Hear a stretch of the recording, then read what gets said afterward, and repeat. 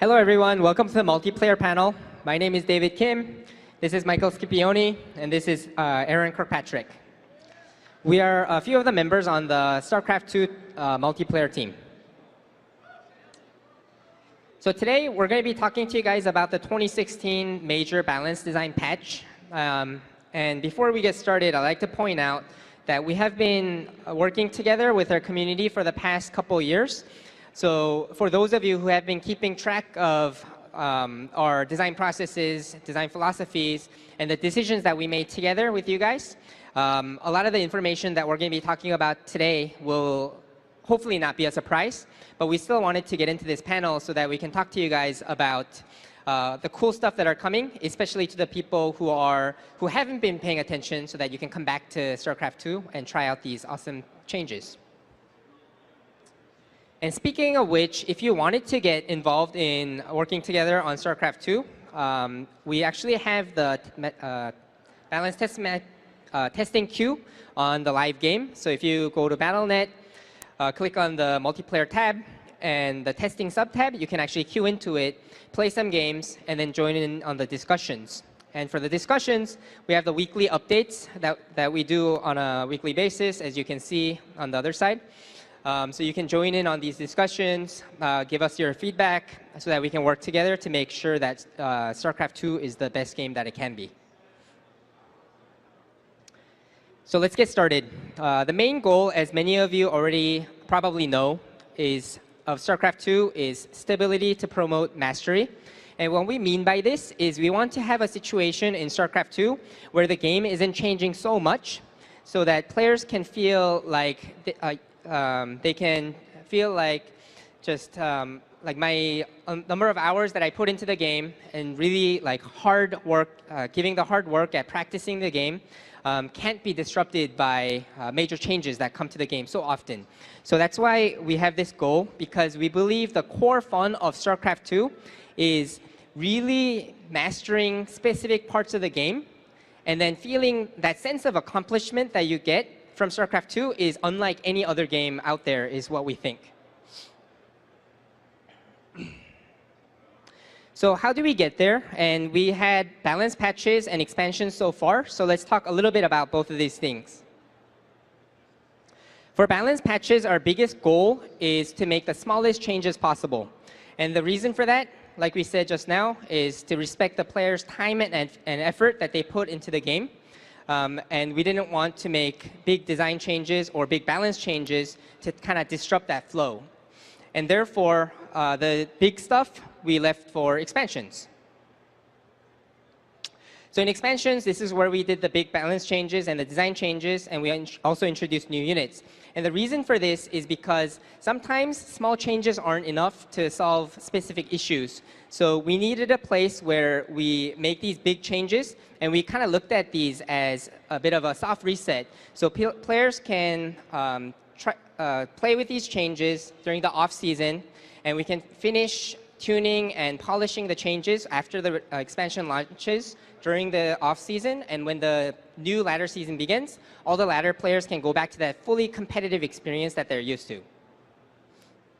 So now that we don't have expansions anymore, because StarCraft 2 is a live service game, we asked ourselves, and as we evaluated the game throughout the course of this year, we said, hey, but there are some big issues remaining with the game still. And because we don't have expansions anymore, how can we handle these big changes? Because we're not going to change our philosophies on the more frequent balance changes, balance patches. So we said, what if we were to do a major patch, and we kind of align it as if we were doing another expansion? So we kind of looked at this as a bit of a multiplayer-only expansion type of deal. And that's why there are such big design changes, big balance changes, as well as we did some exploration on potential for new units as well. So these three things will be what we're going to talk about today. So before I hand it off to Michael Scipione to talk about redesign and rebalance, I'd like to just point out that because of the number of changes that we're doing with this major patch is so massive, we can't go into every single change, but we tried our best to make sure that we cover all the big changes. But if you wanted to check out that full list, you can either log on and play online, or you can go to starcraft2.com and check out the blog that's going to come up right after this panel. Hi, everybody. I'm Michael Scipione. I work on the StarCraft 2 multiplayer team, and I also work on the campaign team. But here, we're going to talk about each of the races and some of the big changes we're doing with them. Up first is Terran.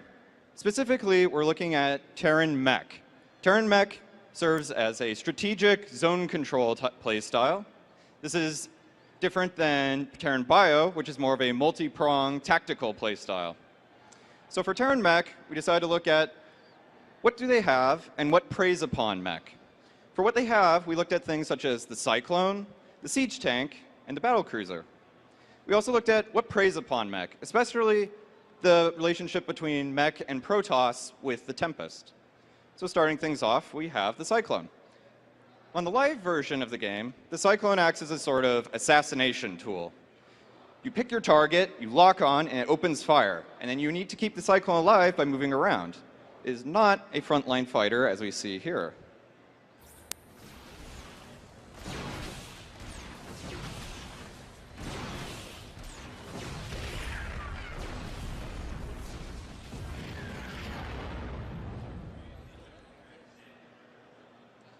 So when we were looking at mech, we thought, what if mech had an armored unit that could come out earlier and give them more map control and fight against early enemy armored units? And so we looked into redesigning the Cyclone to do this. In this way, we gave it a new auto attack and changed its stats a bit, as you can see here.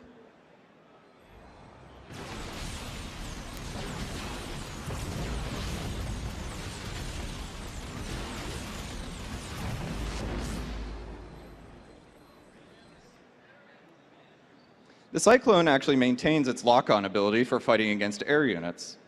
With this new ground attack, we're hoping that the Cyclone will be able to get map control, and when defending your main stack of units, it can ward away small groups of enemy armored units that might try to pick off your big guns. And speaking of those big guns, let's go to the Siege Tank. On the live version, the Siege Tank does a good amount of damage, but can be overrun when faced with large amounts of enemies.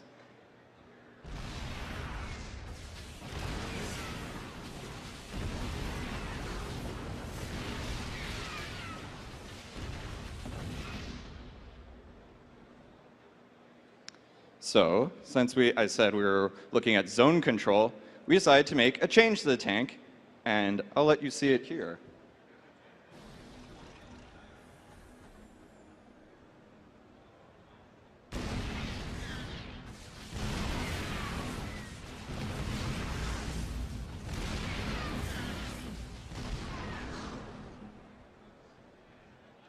Post-patch, the Siege Tank does a lot more damage.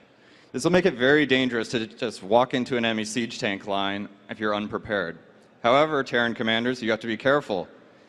And greater damage means greater friendly fire, so you have to be careful with your siege tank positioning.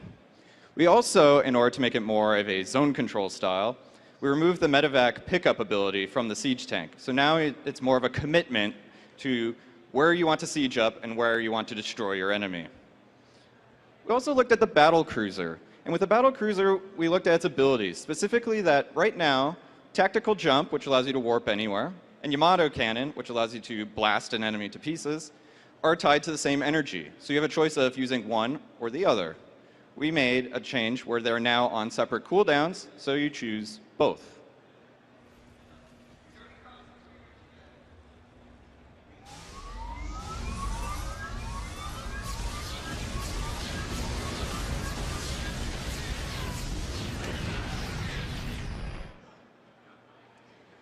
So here, instead of saying, which one do I want, you say, when do I want the Battlecruiser to go full power and attack the enemy, or when do I want to use it more defensively with both abilities? We also looked at what preys upon mech. Specifically, the Tempest with 15 range outranges everything in the mech arsenal on live, and this makes it have consistent damage against mech forces, which is very difficult for them to engage into because, again, they have low mobility. So we took its auto attack and reduced its range, and instead gave the Tempest an ability that can stun units, but only if you don't move out of the way in time, making it more of a combo piece.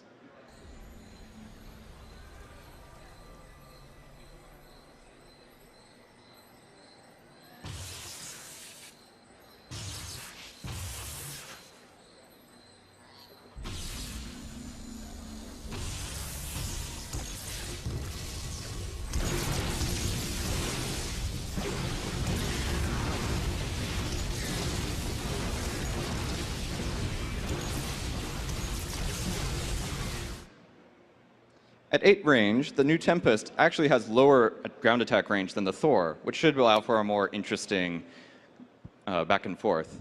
Also, before I go on, I'd like to point out that all the art and sound effects you see here are still temporary. They'll be different once it goes live. Up next is Protoss itself. With Protoss, we wanted to look at the gateway units and make sure they're all getting the same amount of use. To that extent, we believe Zealots are a little bit weaker, so we've been looking into buffing their speed post-upgrade. We also looked at harassment units and making sure that the harassment options for Protoss are a bit more evened out. To that extent, we're nerfing adepts through their shade vision range. So now if you shade aggressively, you need to be much more careful as the amount of information you get is lower. We're also reducing Warp Prism's whole amount, which means it has the same amount of shields, but if you're careless, you could lose that prism much more easily. But we're also buffing some of their harassment options with the Dark Templar. With the Dark Templar, we're giving it a blink, which should help it for later game, as it comes online later game. We also looked at air units, specifically the Void Ray and the Carrier. We wanted to promote more of the Carrier Interceptor micro, and with the Void Ray, we've increased its speed, so it's a bit more of a strike. So with the Dark Templar, before, they do serve a role, and they're very good, up until detection starts coming online.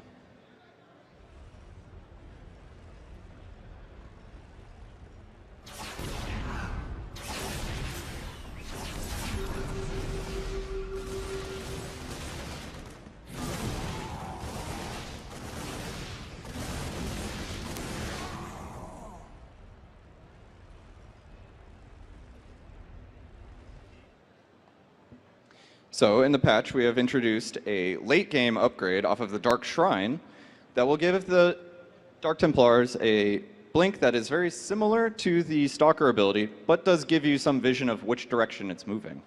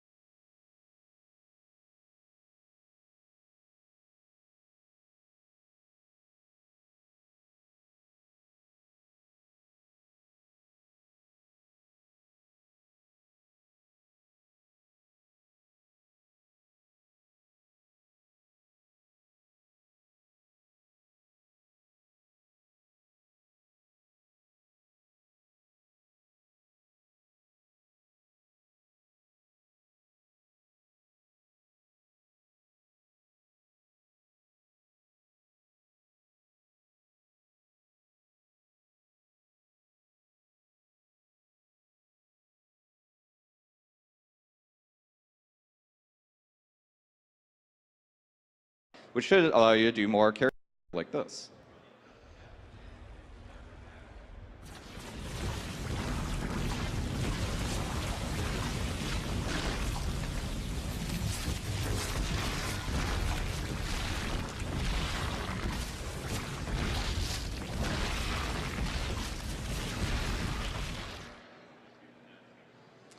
Up next is the Zerg. The Zerg have a few interesting changes. The Hydralisk is being seen more as a core unit as opposed to right now where it's more of a pure support unit. To that extent, we've looked into increasing its range, and also post-upgrade, it'll now gain speed both on creep and off creep. Before, it was only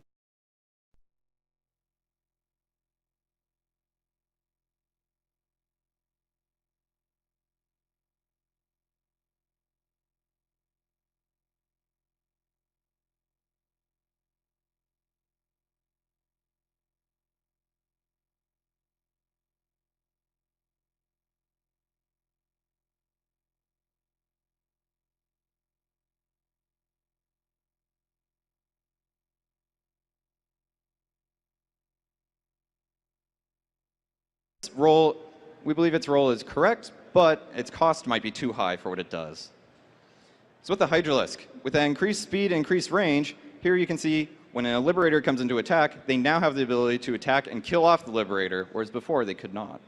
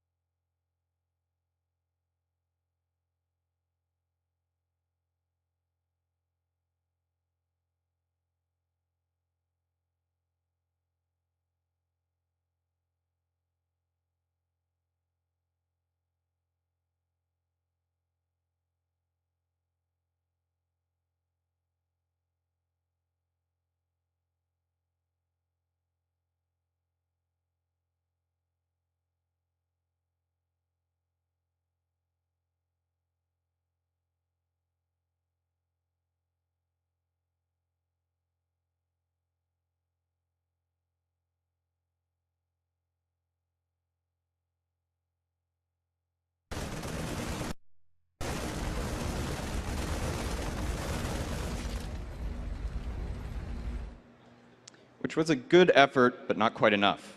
So we thought that perhaps this role is correct, but they've been costed too much for now. So for the same amount of cost, here's how many more swarm hosts you can have.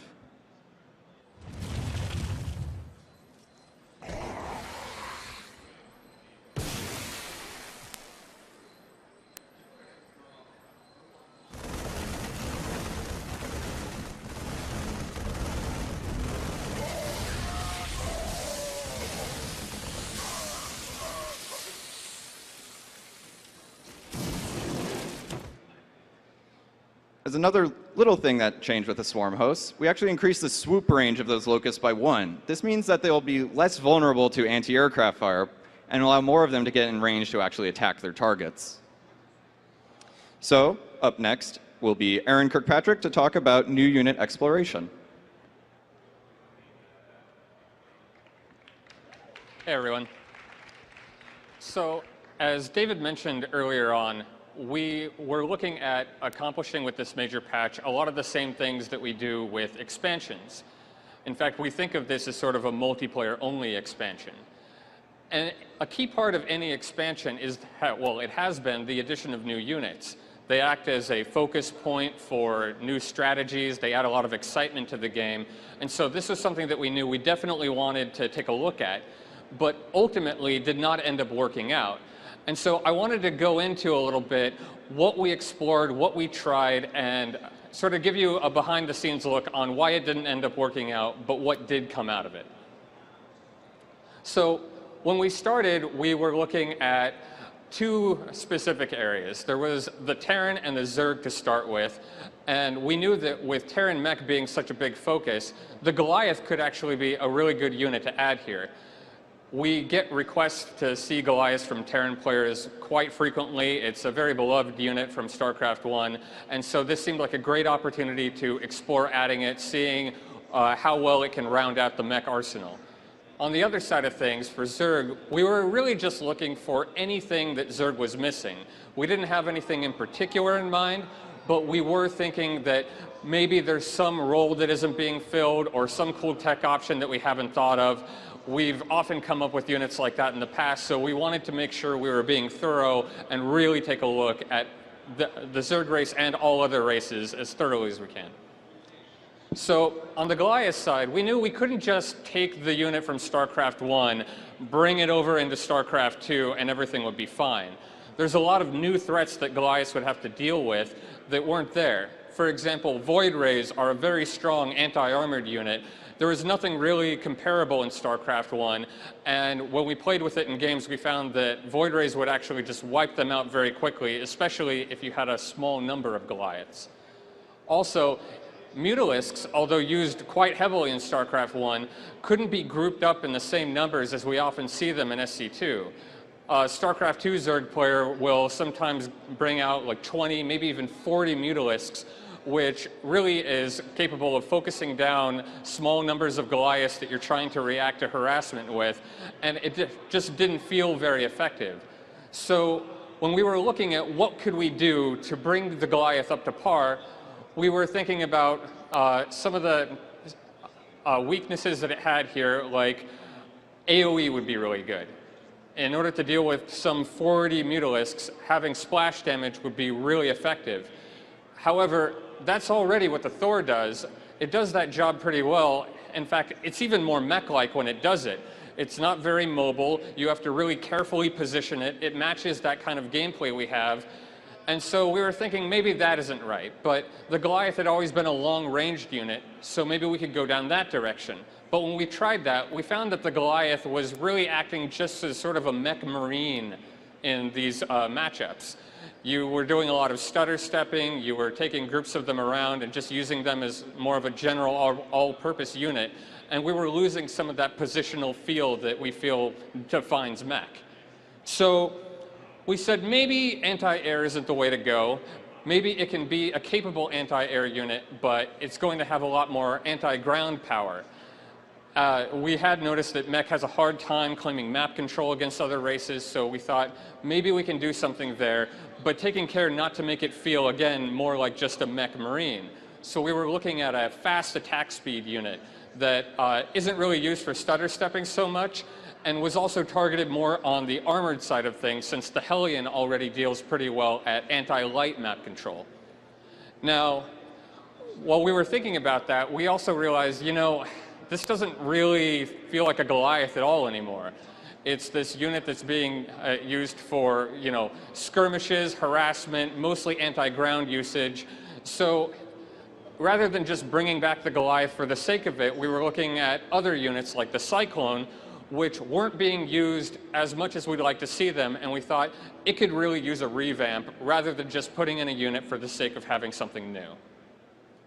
So ultimately, we decided no Goliath, but we were going to take that exploration and put it to good use, and so we still got the gameplay that we found and liked. The Thor, we decided, will be the core anti-air option for mech, but we were going to commit to making any changes we needed to in order for this to be viable. Skip went into that with the Tempest range reduction, and we've also looked at tweaking its damage if necessary. And the Cyclone is serving that sort of map control, anti-armored unit role that we had looked at and liked, but didn't feel fit a Goliath. So on the Zerg side, like I said, we were taking a more general approach to things. So we had to sort of think back to when we didn't have as much to go on back in Wings of Liberty. And in Wings of Liberty, we had this thing called the 15-unit max rule, which, as I'll explain in a moment, is really more talking about unit overlap. So the 15-unit max rule was a restriction we placed on ourselves that said we are not going to put more than 15 units on any given race, just period. And it's not because 15 units is some magic number, it's the perfect amount of units that you want in an RTS or anything like that. It's actually just that having that constraint forced us to really choose which units we're bringing the most to that race, which we're adding the most strategic options, and really forced us to create a very tight and clean set of units that had very clear roles. And we found that although 15 units per race wasn't really the max number for us, as we've added many more since then, it's still that process of saying, what does a unit add to the race? What roles does it fill that we really needed to look at? So going back to Zerg specifically, we started applying this mindset and saying, okay, what roles are currently being filled by Zerg units? What sorts of attack types do they have? What are they used for, like in terms of harassment versus main army engagements or skirmishes? And like, what units do they counter? So we looked at Zerglings, Roaches, Hydras, etc., anti-light, anti-armored, generalist. And we started playing with some of these and seeing if we just started adding units that we didn't have, what would it be like? An example of this is a tier 1.5 unit, which means that it requires a tech building, but you don't need a lair. And it spawned in groups of 3 and was very tanky. And the idea here was maybe we could have a tanky unit to buffer for your Hydralisks. However, when we were doing this, we found that because it spawns in groups of 3, it was feeling a lot like a Zergling. It was very swarmy, and you were using it in a lot of the spots that you would just want to overwhelm your opponent with a lot of units. And on the high health side, it was feeling a lot like a Roach. And since we already have these 2 roles in, we were finding that we weren't really clear when we wanted to use a Zergling, when we wanted to use a Roach, or when we wanted to use this new unit. And as somebody fighting it, it wasn't really clear what tech options you'd need to go to defeat Zerg, even if you knew he was going that Hydralisk tech path. So it was feeling really muddy. We didn't really like it, and so we moved on to the next unit and tried a new role, and we tried another one, and we tried this for all 3 races. We did a lot of exploration on the Terran side and the Protoss side as well, but none of them really worked out. That doesn't mean that we didn't get anything out of this, though. As I said earlier, we were able to take these lessons and really apply them to underused units, focus on strategies that weren't seeing as much use, and we think we were able to increase the diversity of the game, and it feels like there are a bunch of new units because stuff is being done in a way that wasn't before, even though we aren't adding anything new right now. With that said, that doesn't mean that we're never going to add new units to the game. This is just the conclusion that we've come to right now. And depending upon what we hear from all of you, giving us feedback from how this is playing, or any ideas that people bring up, because we've had a lot of really cool stuff added lately that came from the community, that's when we'll be making the decision as far as new units being added to the game in the future. And now, to talk about what specifically we're going to be looking at up in the future is David Kim.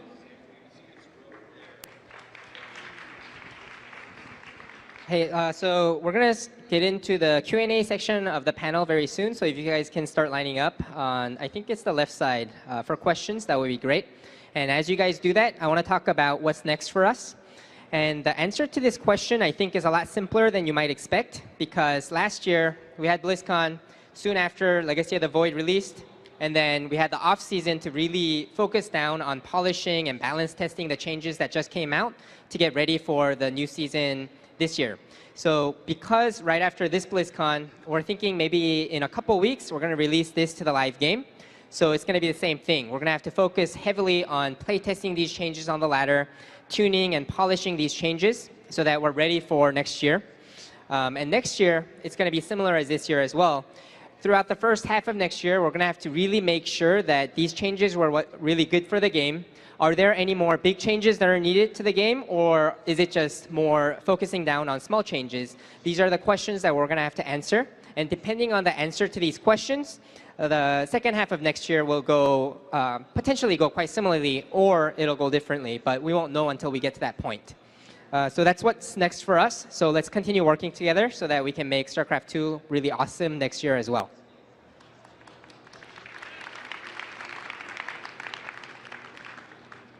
So before we get into questions, we actually brought a few copies of Collector's Edition Legacy of the Void, and then we asked the StarCraft 2 development team to sign them to show our thanks to the most dedicated people that came to this panel today, even though the great matches are happening just over there on the arena stage. I think Zest versus Stats is playing right now, and I'm also super curious who's going to win. But that's what we did. So how we're going to do this is, before you ask your question, if you can pick one of 3 StarCraft races that is your favorite, and we'll roll a dice using Aaron's great technology phone that he has. And if we'll go by the expansion level. So if you roll 1 or 2 and you've picked Terran, then you'll win a copy.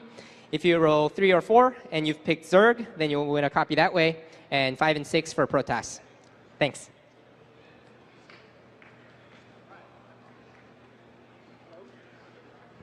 Hi, David. Hi, panel. My name's Mike. I've been playing since StarCraft 1, 96. Just some feedback on Legacy.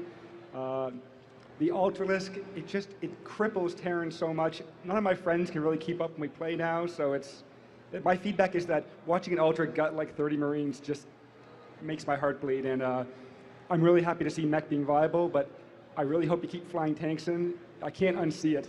Thank you very much. That's it, just feedback. Hey, but you didn't say your favorite race. Oh, Terran, of course. Oh. Terran. Okay, let's roll for it and see. Drum roll. Terran. You win. You won.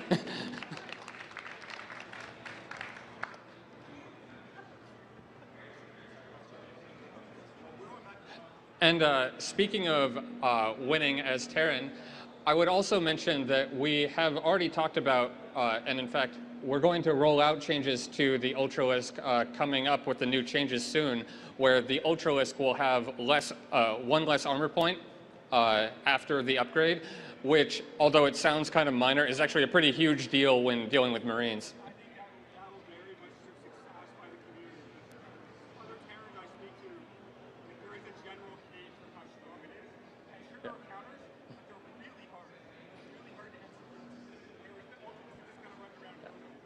Cool. Enjoy the signed copy. Cool.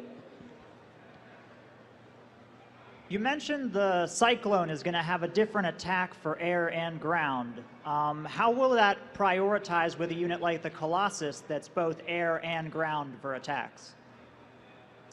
Well, right now, the way the Cyclone works is that the air and ground attack are not both its auto attack. The anti-air weapon is its lock-on, which is actually an ability that you manually activate, whereas its ground attack is its normal attack. So against a Colossus, it would depend on if you have the anti-air attack and you click on the Colossus, it'll lock on and start using that against it. If you do not lock on, it'll use its anti-ground weapon. And you forgot to say your race also. Yes, Protoss.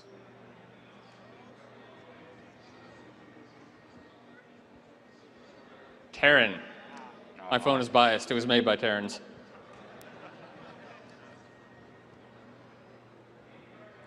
Hi guys, Excalibur Z, nice to meet you all again. My question is obviously about the ladder. So now we have different race MMRs. Third-party sites are reporting this as dramatically shifting the rating distributions for these races. What has that done internally, if you can verify those claims?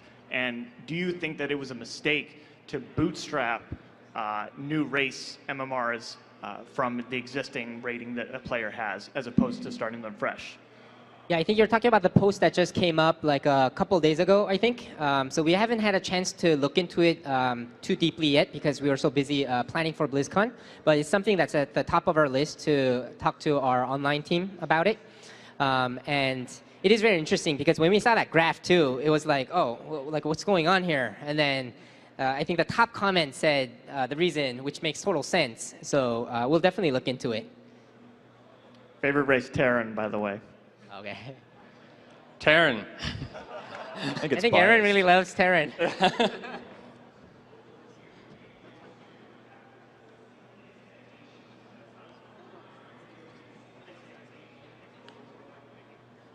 Hi, I have a question. Are we going to have some more dynamic multiplayer maps, like with the lava, so we have to more adapt to how the map changes? Oh, so are you saying you want to see that on the ladder? I would like to see on the ladder, because StarCraft has already about adapting to the situation. So if we had like the map itself changed. Yeah, so we actually tested something like that exact map. And what we found was it was a little bit more restricting for strategies than not. And the reason why we found that, I think, is because right now, like say I want to go for an attack, I can go for that attack anytime I want, right? So the opponent has to prepare the whole game. Whereas if with that kind of mechanic, it says, okay, for X minutes, the lava's up, so you can't attack unless you have air units. So it kind of restricts the options. So we felt like the added complexity plus the restricting some strategies and timing attacks that players can do, we thought was not that great for the game. But next year, one of our main goals for maps is to kind of open up the rule set a little bit. So for example, a lot of people in the community have been asking for maybe different types of different numbers of mineral patches or gas patches per expansion, things like that. And we've been resistant because the game has been quite new up until this point. So we didn't want newer players coming into the game to be confused. But I think at this point of the game, there's a lot of experienced players. There's a lot of people helping out new players and so on. So we want to bend those rules a little bit. So that's something that we can definitely discuss next year as well. Also, race is Terran. Zerg.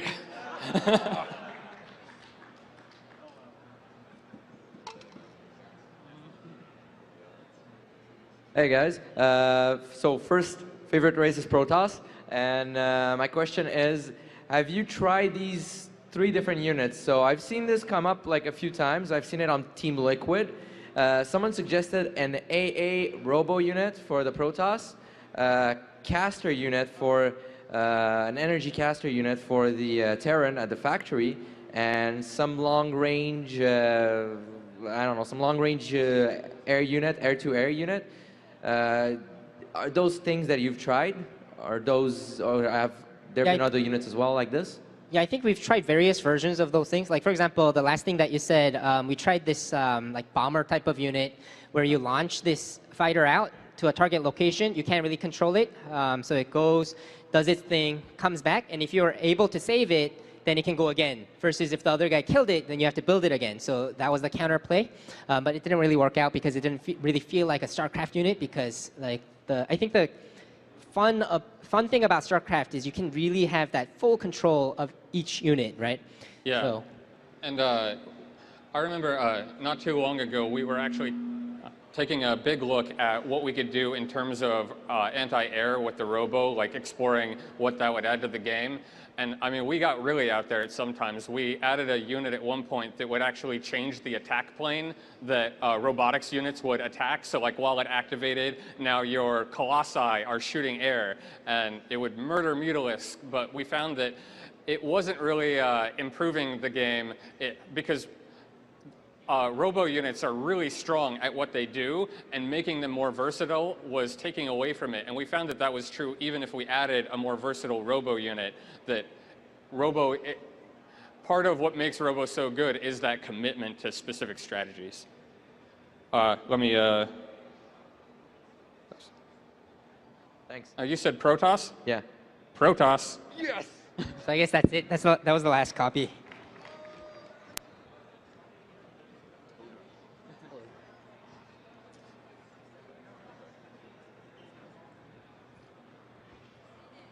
Hello. First of all, I want to say thank you to all of you guys for everything you've done.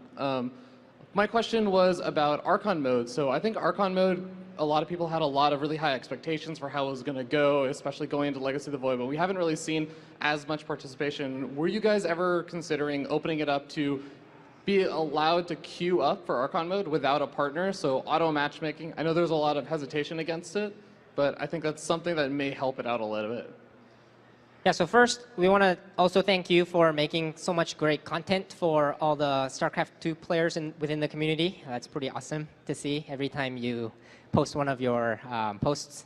And for Archon mode, the reason why we included Archon mode and co-op missions, there was actually a couple reasons. One was we wanted to lower the barrier to entry because StarCraft 2 is the most competitive game in the world, and we want to keep it that way because we kind of want to have this game where if you think you're a good gamer, then you should play StarCraft 2 because that's where you can show off your skills the most, right?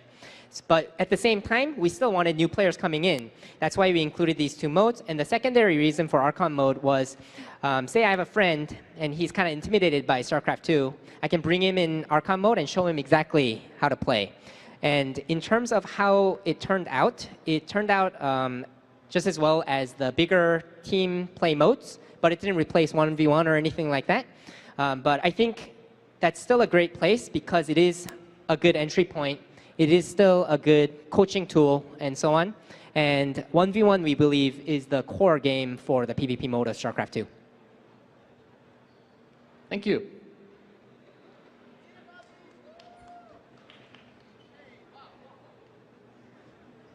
Hey, I'm just curious, with a lot of other Blizzard games, there's cross-platform integration of do X, get Y. Why haven't we seen that a lot with StarCraft 2, particularly multiplayer, other than portraits? So do you ever plan on doing like extra unit skins or maybe a new menu map animation to kind of integrate and draw people from more games into StarCraft 2? Oh, with other Blizzard games? I think we do like whenever, do we? Yeah, that's a great point, I guess. Yeah, we'll definitely look into it.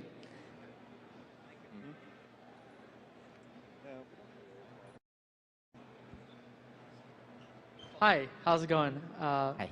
First off, I want to thank you guys for making such a great game, and I've really loved it over the years. It's changed my life. My question's about Protoss, how the mothership core kind of affects early game micro. So in a lot of other matchups, we see, like Hellions, Lings being used to harass, but the mothership core kind of stops that dead in its tracks. Have you explored any units or strategies to harass Protoss early game?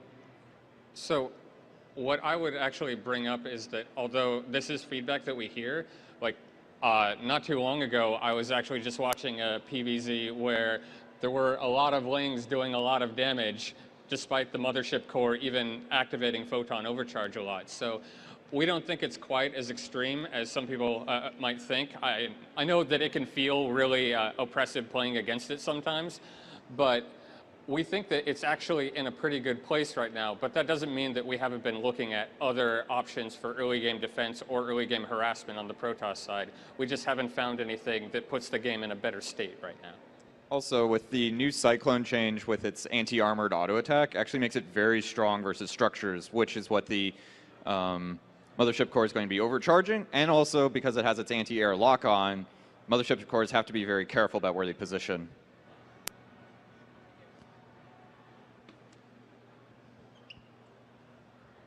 Hi, David. This question is for you. I mean, we've always known Protoss to be this race of making a big death ball and scary. Now it feels like the other races have more options. Like we've seen Protoss are now like against Zerg doing adepts, and it's like very simple, and then it's fragile at the same time. Now with all these changes, I mean, Terran's going to get a siege tank, so it's going to be zone controlled, and other races are getting many changes, but Protoss, it feels like it's going to be limited. I mean, you have the DTs with Blink, but that's going to be a high investment, and after that, it's like, what do you have left? So what's the future of Protoss is going to be after all these changes? So for Protoss, we want each of the tech options as well as the harassment options to be a little bit more of a choice, because right now, as you said, adepts are very powerful. War Prisms, I think, is another thing where Protoss players tend to lean towards in most games. So by doing very slight nerfs to both of those things, buffing the Void Ray, like Air Protoss would be more viable now. And as you mentioned, the Dark Templar side is stronger. And we also wanted to explore High Templar route a little bit more, and we ended up not doing so because there was a lot of disagreement within the community, and community members brought up good points towards it, but that's always open as well. But ultimately, we want Gateway, Robotics, Stargate, and the Twilight Tech all to be kind of viable in different situations. Thank you.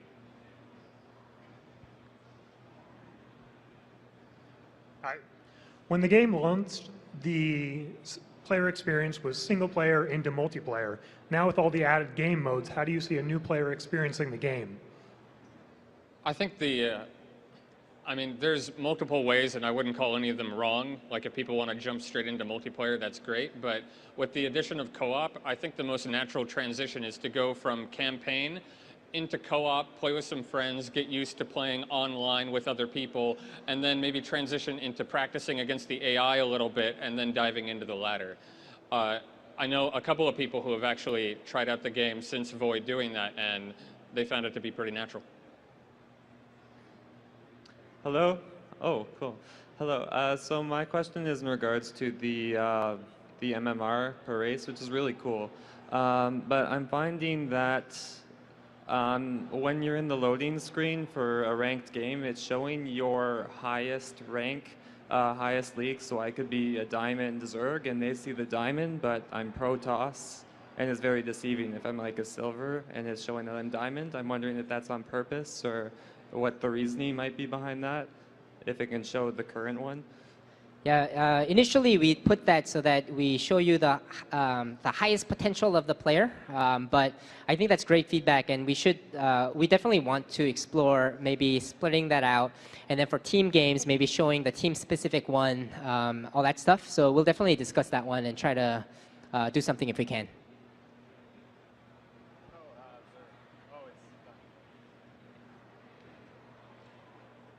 Hi guys. I'm just curious if you've messed with the mobility of the swarm host at all. I like the ideas of what you're doing with it now, but I do feel like it doesn't feel like a traditional Zerg unit, which is high mobility, high rate of speed. Especially when I'm playing with it, and usually why I don't use it is I feel like it gets lost outside of my army, and it's easy to get caught out of place when you are using it as a harasser. Yeah, so we tried a couple different things, like we tried adding deep tunnel to the unit so you can get away easily, or burrow move to the unit also so that you can remain cloaked as you run away. But we realized the threshold between, like if it's a little too difficult to kill the swarm host, then it feels, on the opposite side, it feels like, man, I can never kill the swarm host. And as you probably know, if you have like 6 or 7 swarm hosts, you can even take out like a nexus, right? So when we were testing it, it kind of felt like, man, now it feels like there's like nothing I can do, because like I can never take my 4th base or my 5th base because he has 6 swarm hosts, and it's so difficult to catch them, right? So I think finding that good balance where you can sometimes, especially if you went if you went like Phoenix, you should be able to counter the swarm host, right? But I think we have to be careful that we don't cross that line where it feels like it's getting away too easily, so it's just doing way too much, right? But if the changes currently aren't enough, we can explore more. But I think with the mobility, we have to be very careful.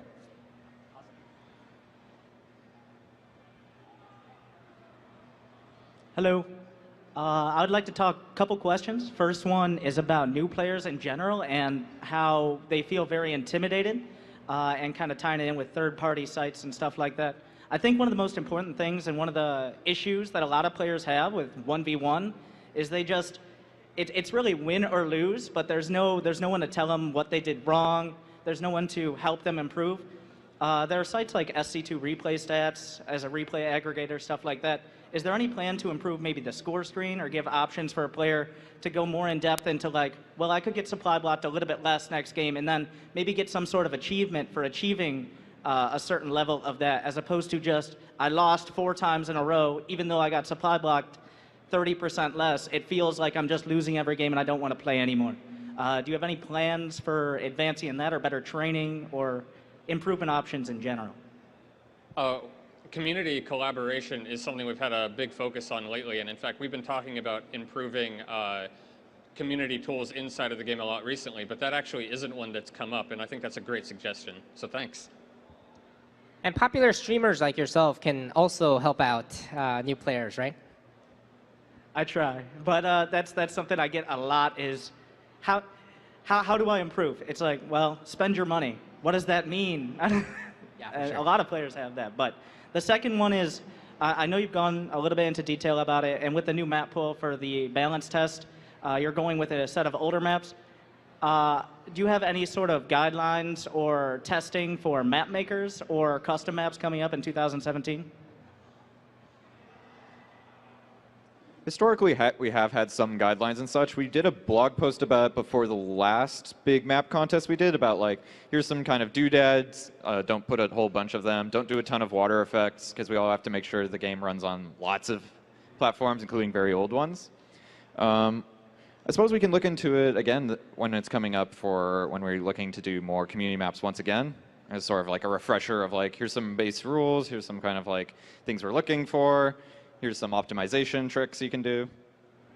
I think the biggest one that the artist would say, I think, is it's easy to get caught up on trying to make your map look pretty. So you use way too many doodads. So not all the machines can run these maps in a reasonable way. So I think that's a good one to look for. And like I said before, I think the other thing is we want to try maybe stretching out our rule set a little bit on the design side. So if you had cool ideas that you've always wanted to try, maybe in the next map contest, we can try out those maps as well.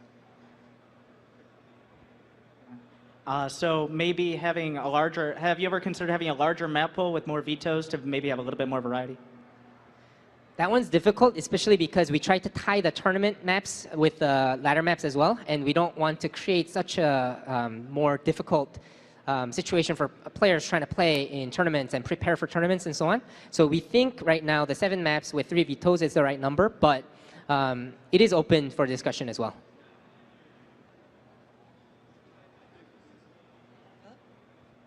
Okay, my name is Tempo. I'm like your biggest fan, and not just kidding.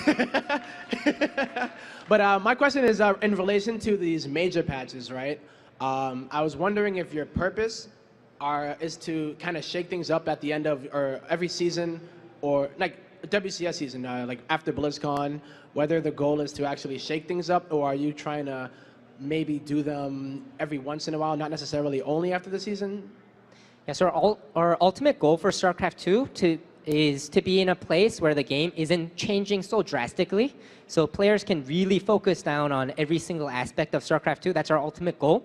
But right now, we felt like we're not quite there yet. That's why we did this major patch. So year to year, we're going to have to see, engage, and check if we are there yet. So next year, if we're not there, then maybe there's another major patch. But if we are, then that's great. And maybe we switch our focus to doing smaller changes and maybe focus on other parts of StarCraft 2 instead of changing the game design in a major way. A follow-up for that. After this one does go through, Are you gonna like work to perfect that one, or is there ever gonna be a thing where you're like, this might not really be working as you start to see it in tournaments, and there would be some kind of revert or anything like that, or is it maybe just like we just gotta go and just try our best to make it the best it can be until the next year? We're going to be watching the patch very closely once it goes live, especially since there's a lot of big changes, a lot of potentially very drastic ones that are going to affect the gameplay, like how you fight against Terran can be very different now that you have to look for different signals and different build orders. So we're definitely going to be very careful about what are players doing, and we're going to make changes as needed and be watching very closely when this patch goes live.